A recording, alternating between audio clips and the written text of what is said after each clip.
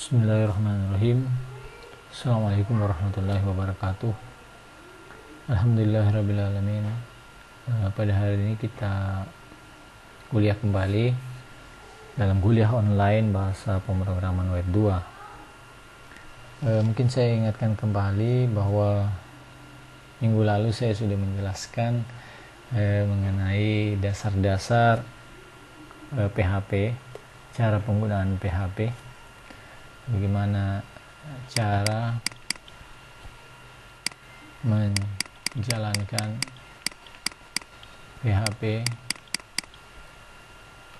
cara mengganti root di web server,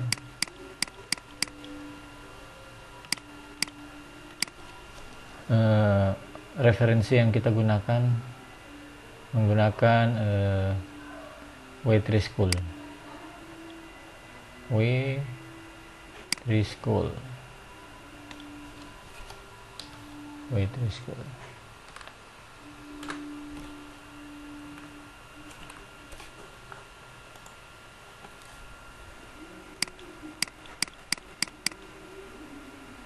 .com. Jadi di sini nanti kalian bisa banyak dapat materi dan kita banyak mengambil acuan ke website ini.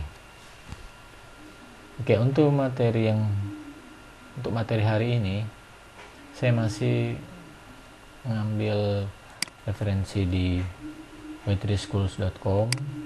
Saya melanjutkan materi tentang koneksi database.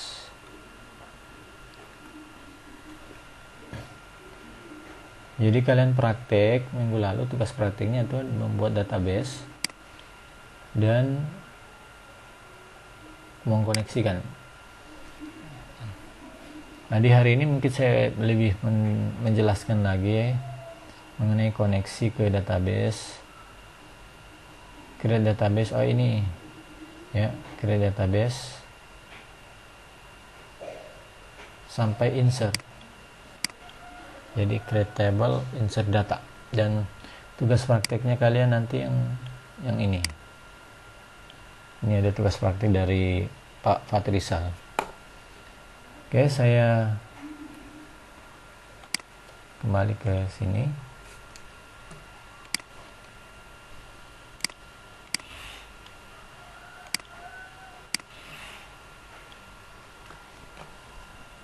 Jadi saya perjelas dulu bahwa pada dasarnya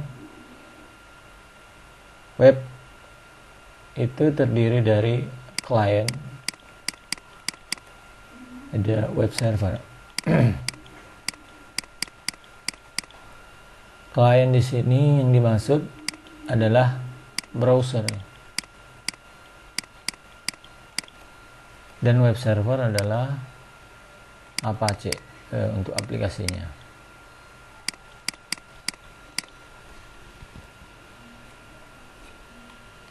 Jadi bahasa pemrograman yang berjalan di klien yang bisa terbaca oleh browser itu adalah HTML, JavaScript,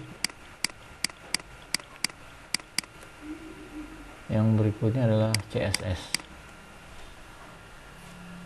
Dan yang berjalan di web server adalah PHP. Walaupun ada bahasa pemrograman yang lain seperti JSP dan lain-lain, tapi kita fokus ke bahasa ini.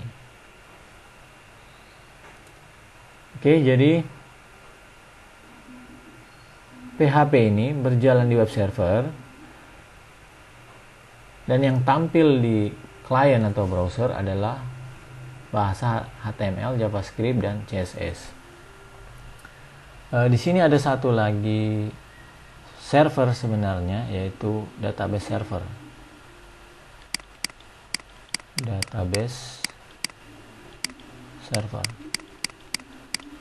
Dalam hal ini kita menggunakan MySQL.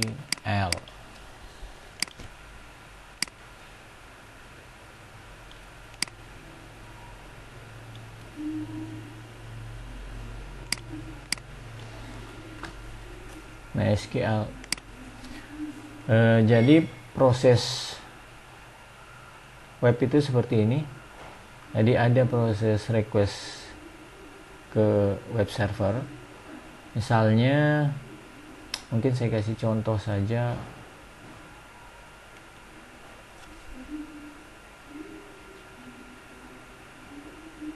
Di admin Catur Sakti.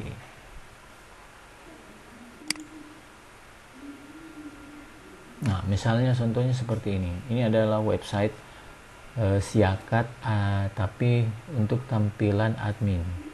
Misalnya saya ingin melihat data mahasiswa. Ya, seperti ini. Ini ada yang tampil seperti ini, ada tabel, ada text field, terus ada pilihan di sini, ada tombol. Ini semuanya yang kita lihat di sini dibentuk dengan menggunakan bahasa pemrograman HTML. HTML untuk stylenya menggunakan bahasa CSS. Dan untuk responsifnya, misalnya untuk pencahayaan misalnya ada untuk pengurutan seperti ini tanpa ada refresh di web, itu menggunakan bahasa JavaScript. Ya, 3 ini yang berjalan di klien. Nah, ketika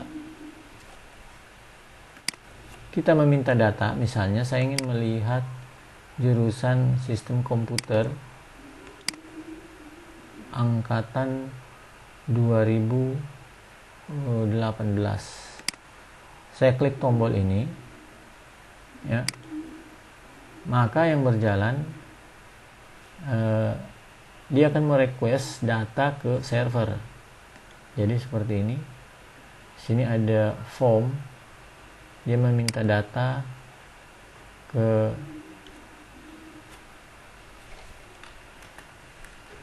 jadi data tadi akan dikirim ke server. Ya, ada script di server ini yang fungsinya untuk mengambil data di database sesuai dengan permintaan klien.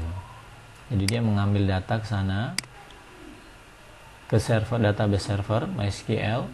Setelah itu dapat datanya akan dikirimkan kembali ke klien. Datanya, ya, ini datanya, permintaan data.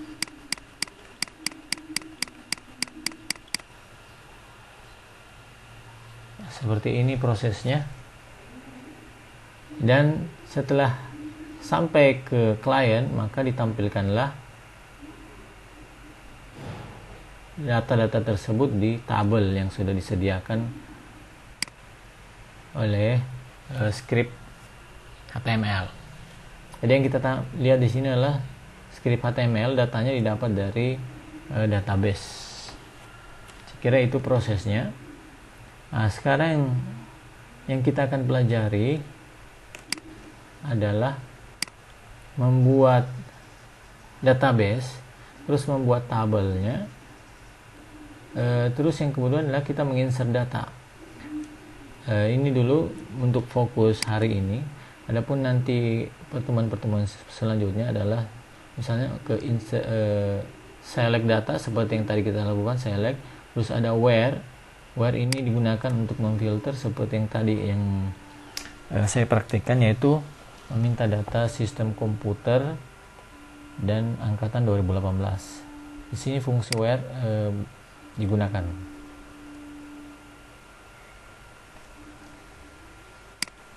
Oke, saya mulai dengan create database.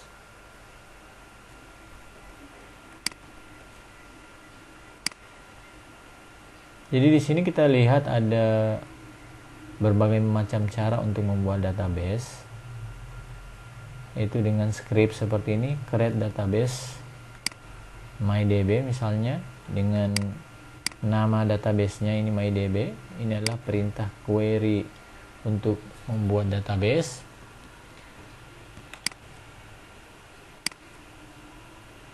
Jadi mungkin saya kembali dulu ke sini ya, koneksi. Sebelum itu, jadi sebelum membuat database, kita harus melakukan koneksi terlebih dahulu ke server. Jadi ke server dulu. Di sini ada cara untuk melakukan koneksinya, yaitu dengan ada beberapa parameter yang harus diketahui, yaitu lokasi. Ini adalah lokasi web server.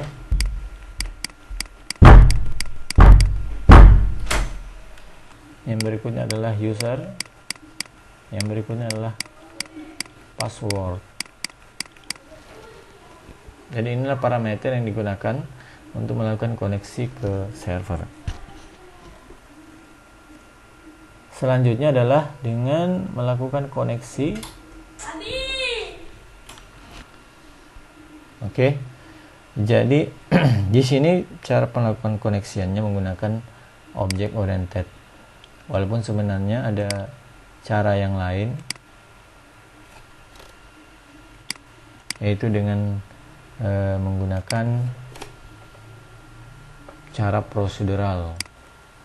Tapi untuk mata kuliah ini saya menekankan ke cara dengan menggunakan object oriented programming atau OOP, karena nantinya kita akan menggunakan framework seperti framework CSS, yaitu salah satunya itu framework PHP seperti. Jadi ini ada banyak contoh framework PHP.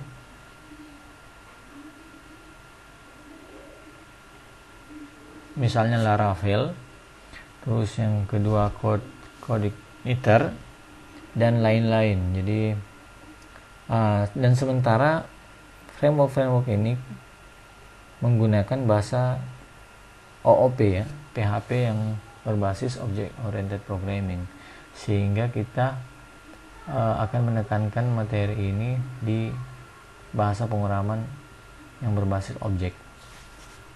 Oke, saya kembali lagi ke sini. Jadi makanya kita bisa lihat di sini ada kata kunci new. New ini adalah untuk membuat objek. Mungkin penjelasannya di atas ini ada OOP, kelas, objek, konstruktor, dan seterusnya. Mungkin jangan bingung dulu, nanti saya akan menjelaskan satu persatu. Oke, minggu depan saya akan bahas ini, apa yang dimaksud dengan kata kunci new, MySQL, dan seterusnya. Yang penting minggu ini kita bisa lakukan koneksi terlebih dahulu dan melakukan insert dengan cara OOP. Penjelasan mengenai OOP akan saya jelaskan di materi yang akan datang.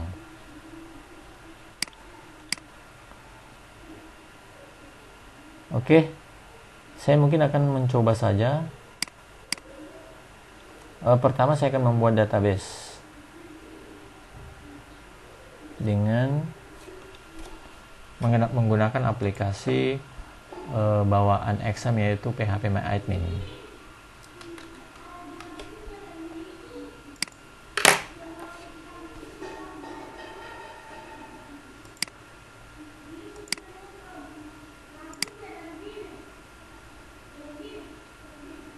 Ya, kita jalankan Apache dan MySQL-nya.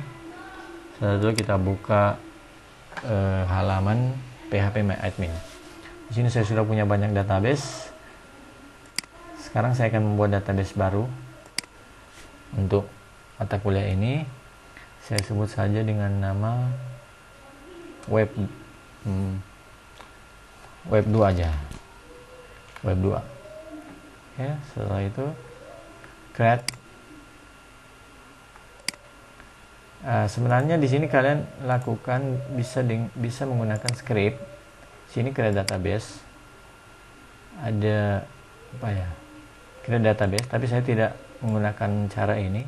Saya menggunakan phpMyAdmin agar lebih cepat. Saya tidak menggunakan script untuk membuat database-nya. Untuk membuat tabelnya juga saya menggunakan phpMyAdmin.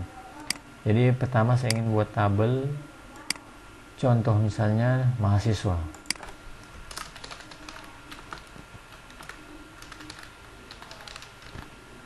Dengan kolomnya 4 saja.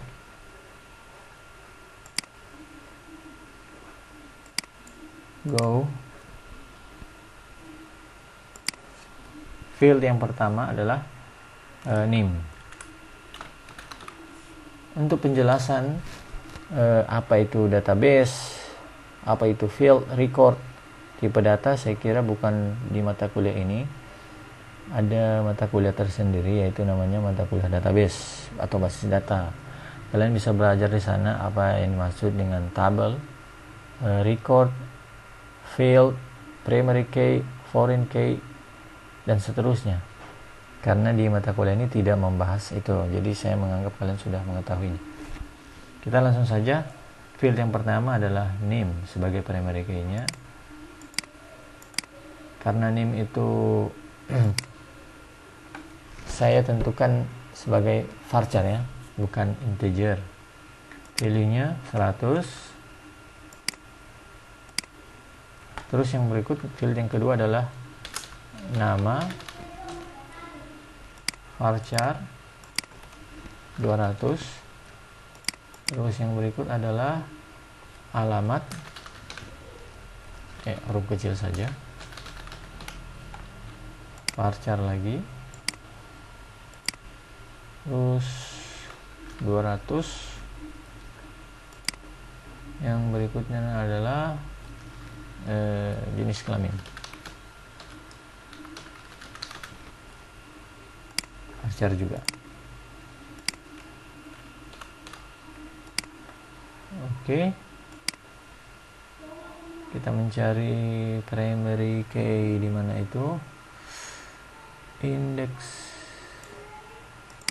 primary ya, ini dia primary key. Setelah itu kita save. Oke, di sini sudah ada tabel mahasiswa di database web 2 dengan tabel mahasiswa. Nah, sekarang saya sudah siapkan database-nya dengan tabelnya. Saya kembali ke sini. Jadi saya akan melakukan koneksi ke database terlebih dahulu. Jadi saya akan buat script di Notepad.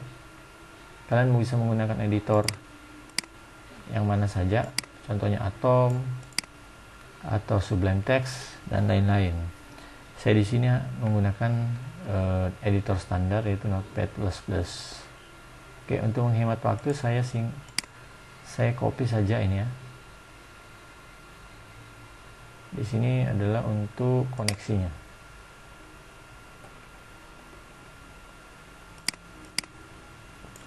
Saya copy, terus saya pastikan di sini. Terus save dengan nama file, dan tentunya penyimpanan filenya itu di root yang saya sudah jelaskan minggu lalu. Root saya mungkin yang terakhir itu di bahan ajar bahasa pemrograman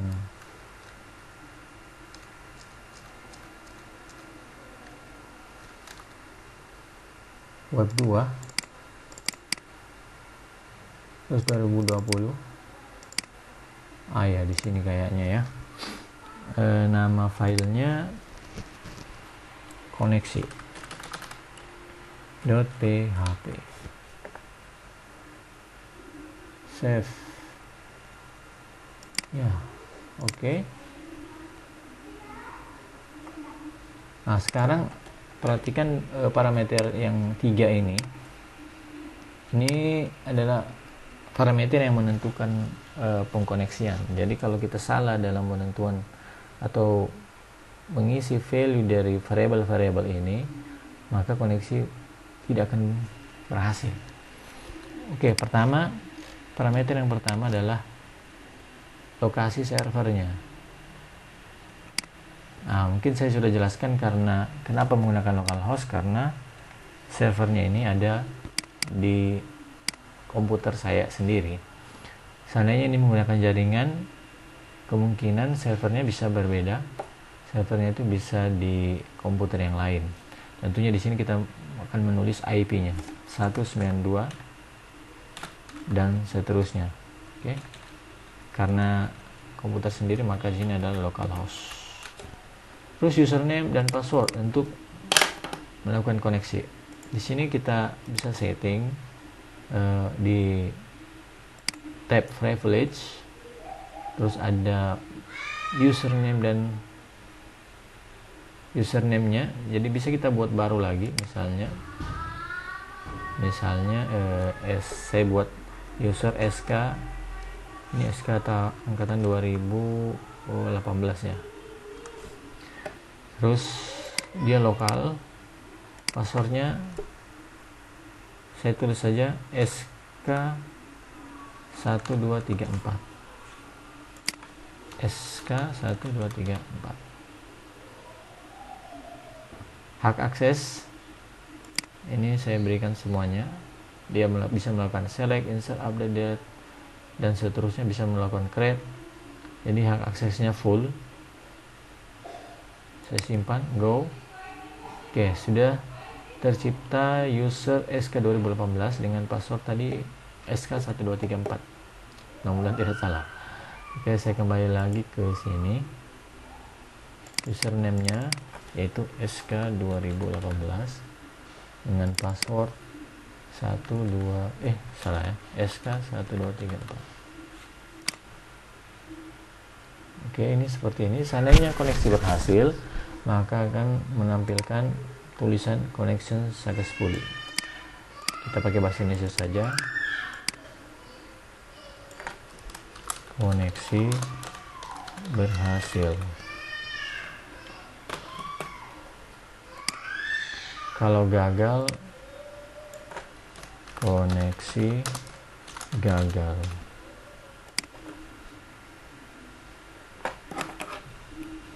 Jadi variabel ini adalah variabel di mana value-nya adalah localhost. Nanti variabel ini dia akan diberikan ke metode yang namanya SQLi. Parameternya dia membutuhkan tiga parameter, yaitu pertama lokasi server, user, dan passwordnya. Ini username-nya diberikan ke sini, terus passwordnya diberikan ke sini. Ya, jadi tidak boleh salah dalam penulisan variabel di sini. Misalnya contohnya di sini saya salah menulis password, tidak ada D-nya, maka ini akan ada kesalahan nanti di sini. Oke. Save. Nah, yang berikutnya adalah coba kita tes memanggil file tersebut, itu dengan cara localhost terus koneksi.php. Ya, ini berhasil ya. Jadi kalau ada tulisan koneksi berhasil, maka ini sudah berhasil. Nah, mungkin kita coba dulu bagaimana seandainya gagal. Misalnya saya salah passwordnya, misalnya 123. Saya kembali ke ini, coba kita refresh. Ada warning, dia tidak memberikan koneksi gagal karena ini passwordnya salah. Jadi di sini langsung dikatakan access denied, akses tidak diperbolehkan untuk user SK 2018. Passwordnya ya yang salah itu. Nah, sekarang coba kita kembali lagi. Misalnya passwordnya benar, tapi kita salah melakukan koneksi. Misalnya 192.168.1.1.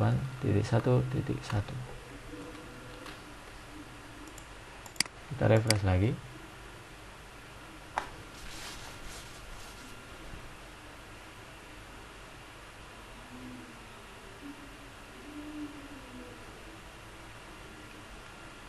Oke, perhatikan di sini ada tulisan koneksi gagal. A connection attempt failed because the connection part didn't properly respond. Jadi dia menunggu respon dari server tidak ada karena servernya itu ditulis 192.168.1.1. Jadi tidak ada respon dari server, maka dikatakan koneksi gagal. Oke, saya kembalikan lagi ke localhost.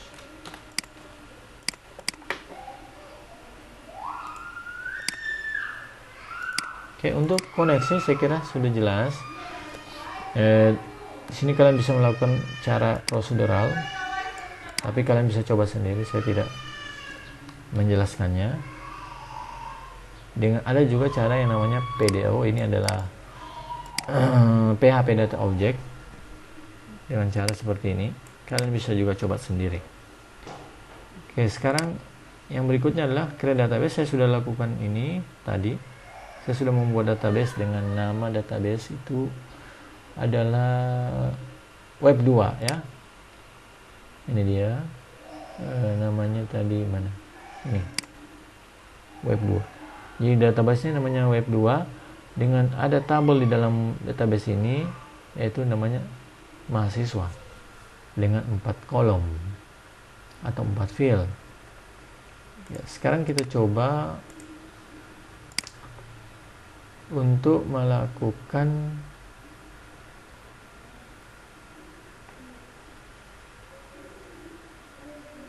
insert data. Oke.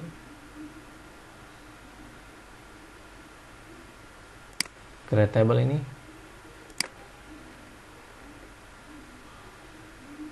Oh iya. Nah, ini belum ya. Jadi MySQL ini adalah metode yang sudah ada di dalam library PHP menggunakan OOP ya, MySQL namanya.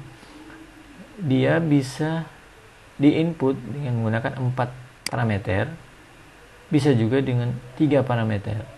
Ini ada 1, 2, 3, 4. Bisa juga 3 seperti yang kita lakukan tadi. Ini ada 3 parameter. Kalau kita menginputkan 3 parameter, di sini ada lokasi server, ada user password, hanya melakukan koneksi ke server, tidak ada parameter database di sini. Seandainya kita ingin mengoneksikan langsung ke database-nya setelah masuk ke server, langsung connect ke database, maka kita tambahkan satu lagi parameter yang namanya terserah variabelnya, misalnya database sama dengan nama database-nya itu adalah web 2 ya, kalau tidak salah di sini web 2 ya, betul. Sini web 2, langsung saja koma,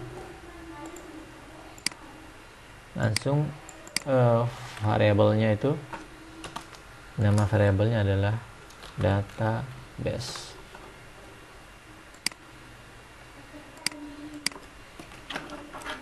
Jadi ini database akan masuk ke sini. Maka dia akan lakukan koneksi ke database-nya. Setelah melakukan koneksi ke server, dia langsung ke database-nya. Kita cek juga.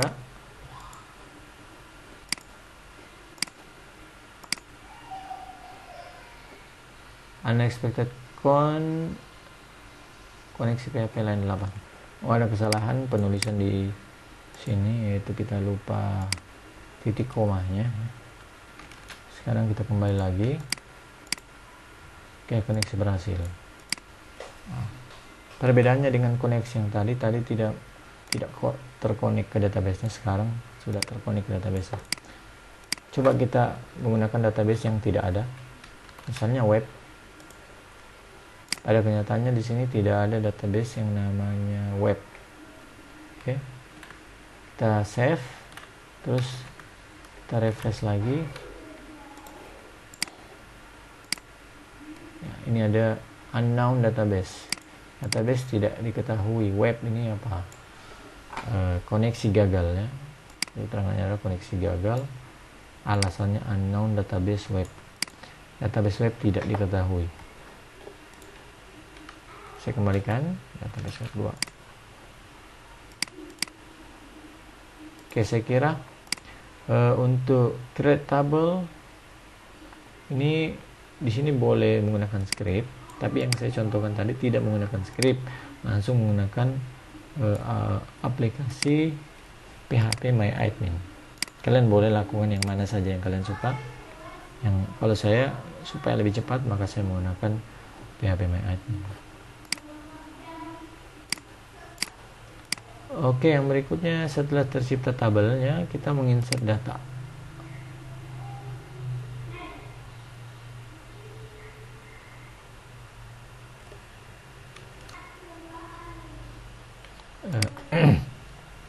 Insert data tentunya kita harus memahami yang namanya SQL juga. Sebenarnya dari tadi kita sudah melakukan yang namanya struktur query language tadi itu membuat database dan membuat tabel. Insert data sebenarnya bisa juga kita lakukan di sini. Jadi ada insert di sini, klik tabel mahasiswa, ada insert. Nah, di sini kita bisa lakukan insert data, tapi karena nantinya kita membuat web ini untuk melakukan penambahan data itu, kita tidak langsung masuk ke dalam database-nya, atau ya karena ini alasan keamanan data ataupun tampilan ya. Kalau untuk membuat database dan membuat tabel, saya kira tidak ada masalah kita membuatnya di PHP MyAdmin. Tapi kalau untuk insert, kita harus siapkan form tersendiri di website agar user tidak menginput data langsung di PHP MyAdmin. Makanya kita akan membuat form dengan HTML dan nantinya form tersebut akan menginputkan atau mengirim data untuk diinput ke database. Ya, jadi seperti ini. Jadi nanti ada beberapa data yang dikirim, karena dalam kasus ini kita nantinya akan menginput ke tabel mahasiswa, di mana tabel mahasiswa itu memiliki 4 kolom, yaitu NIM, nama, alamat, dan jenis kelamin. Maka nanti 4 data tersebut akan dikirim ke server untuk diinputkan ke database. Oke, caranya bagaimana? Ya, kita langsung saja tambahkan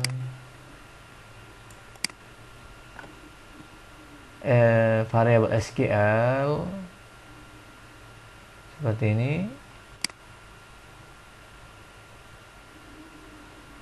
Saya copy saja, saya pastikan ke sini. Saya kira ini tidak perlu lagi ya, karena ini kan sudah untuk pengecekan koneksi. Jadi ini saya tiadakan saja. Oke, ini sudah pasti harus kita lakukan, yaitu melakukan koneksi.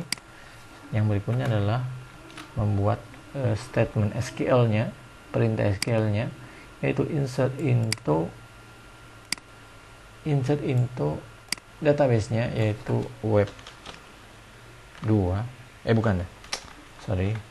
Insert into mahasiswa, karena tabelnya tabel di web 2 itu yang diinput datanya adalah mahasiswa. Maka di sini kita tulis insert into mahasiswa. Terus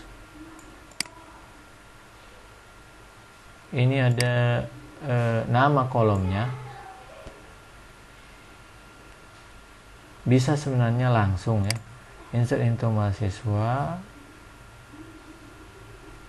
Kita bisa langsung tanpa harus menulis variabel atau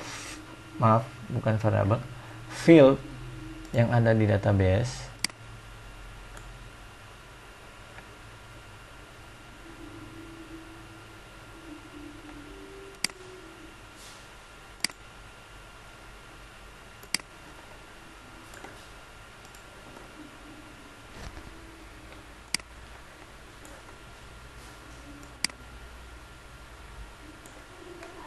Jadi seperti ini.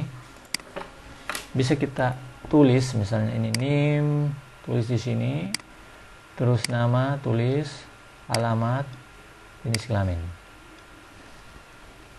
Atau bisa kita langsung values-nya. Tapi dengan catatan, jika kita langsung menulis value-nya, maka jumlah data yang kita input di sini harus sama dengan jumlah field yang ada di tabel. Misalnya di sini ada 4, berarti kita input harus 4. Tapi seandainya kita ingin hanya menginput beberapa saja field di tabel ini, maka kita bisa menuliskan field apa yang akan diinput. Misalnya di sini hanya mau input saja, saya ingin input misalnya namanya saja, atau NIM dengan namanya saja. NIM, nama. Berarti apa? Alamat dengan jenis kelamin tidak usah diinput. Saya tinggal tulis sini NIM-nya misalnya 18 21 1, anggaplah seperti ini atau gini 001. Terus namanya Rahmat. Oke, seperti ini.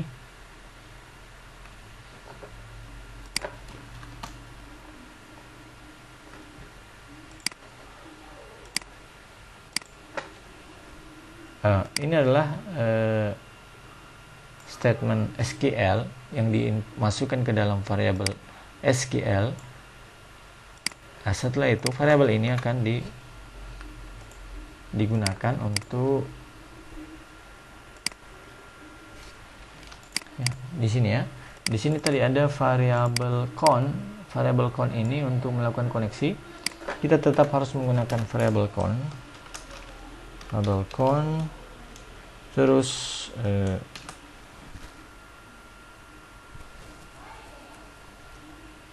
menggunakan metode. Jadi count ini adalah objek daripada MySQL ya.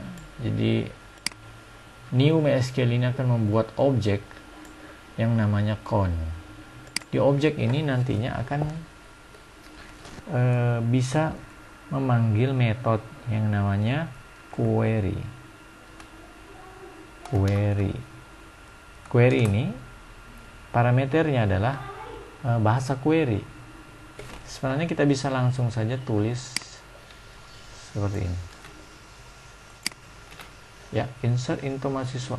Tapi karena query ini sudah dimasukkan ke dalam variabel SQL, maka kita tinggal hanya menuliskan saja variabelnya, yaitu SQL. Oke. Dengan seperti ini dia akan langsung mengeksekusi query ini di objek count. Coba kita tes apakah ini berhasil. Kita akan melakukan refresh di sini, koneksi.php. Oke, tidak terjadi apa-apa. Ini kemungkinan sudah berhasil karena tidak ada pesan error. Kita sekarang cek di sini.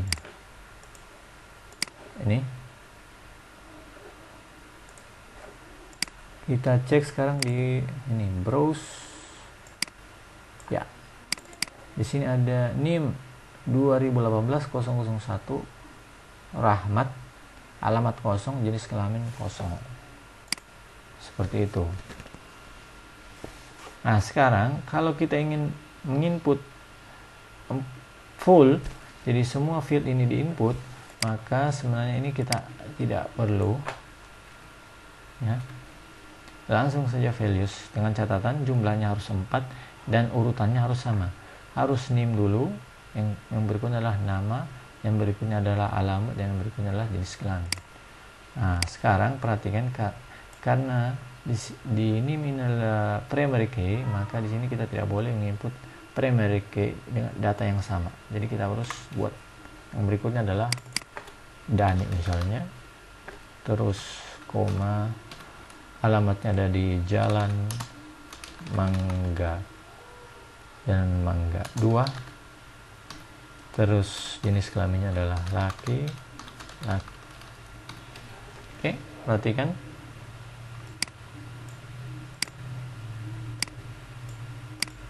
Urutannya tidak boleh terbalik. Di sini ada yang pertama adalah NIM-nya. Terus Dani inilah namanya. Jalan mengandung alamatnya. Laki-laki ini adalah jenis kelaminnya. Kalau kita menulisnya terbalik, misalnya Dani dulu, terus NIM, maka Dani akan masuk ke NIM dan 2018-02 akan masuk ke nama. Oke, saya kira ini sudah paham. Kita coba eksekusi script ini.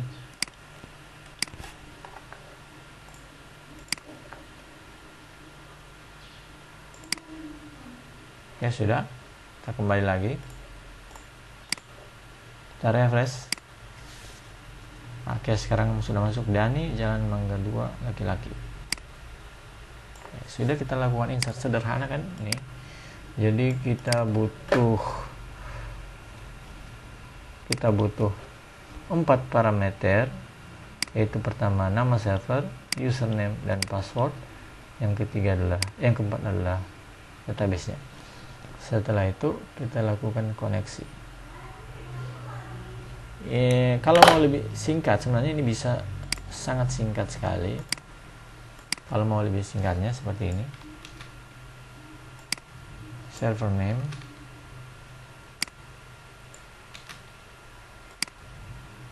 user, password,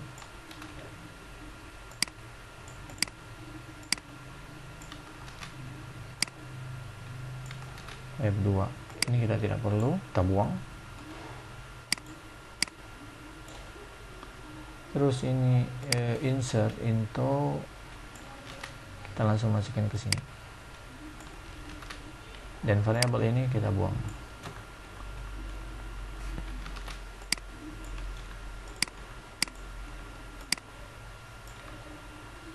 Jadi cukup hanya dengan 2 baris ini.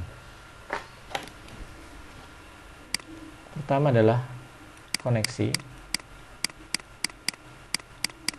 Ingat, koneksi nanti akan digunakan di bawah sini sebagai objeknya. Ini adalah metodenya. Di sini ada kesalahan. Ini ada. Oke. Hanya dengan 2 baris ini kita bisa melakukan penginputan data ke database. Sekarang kita coba lagi input yang ketiga dengan data yang sama. Kita save, terus kita refresh. Sekarang kita lihat kembali, kita refresh. Oke, Dani, Jalan Mangga 2, laki-laki. Oke, berhasil. Jadi simple saja. Kenapa tadi terlihat panjang skripnya? Karena tadi nilai-nilai ini kita masukkan terlebih dahulu ke dalam variabel. Tujuannya agak lebih rapi. Tadi juga ini kita masukkan dulu ke dalam variabel. Kenapa juga kita harus nantinya kita harus masukkan ke dalam variabel?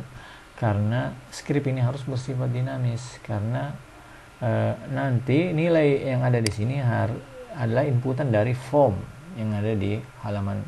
Cuman karena kita baru awal, jadi kita tidak menggunakan form untuk input data, tapi data-data tersebut langsung kita input langsung di dalam script. Jadi kita tidak menggunakan form yang kita buat dengan menggunakan bahasa HTML. Tapi nantinya saya harap untuk praktiknya kalian buat formnya ya. Saya juga tetap akan menjelaskannya, tapi saya harap kalian silakan coba terlebih dahulu menginput data dengan menggunakan form sederhana dengan bahasa HTML. Saya kira bahasa HTML kalian sudah pelajari terlebih dahulu di bahasa penggunaan web 1. Oke, saya kira ini saja materi yang saya sampaikan, yang bisa saya sampaikan di minggu kedua ini, yaitu materi tentang database, koneksi, create database, create table, dan insert data. Untuk pertemuan selanjutnya nanti kita akan membahas materi yang di bawah ini. Ya. tadi kita sudah menyinggung juga tentang OOP, apa itu kelas objek, tapi saya belum begitu jelas menjelaskannya, belum detail, karena itu saya kira ada waktu tersendiri untuk menjelaskannya. Saya kira sekian untuk materi sekarang. Sebentar saya akan berikan tugas di sesi yang lain. Saya harap kalian bisa mengerti apa yang saya sampaikan. Jika ada pertanyaan silakan komentar di Google Classroom. Ya, terima kasih. Saya tutup perkuliahan kali ini dengan alhamdulillahirabbil alamin. Wassalamualaikum warahmatullahi wabarakatuh.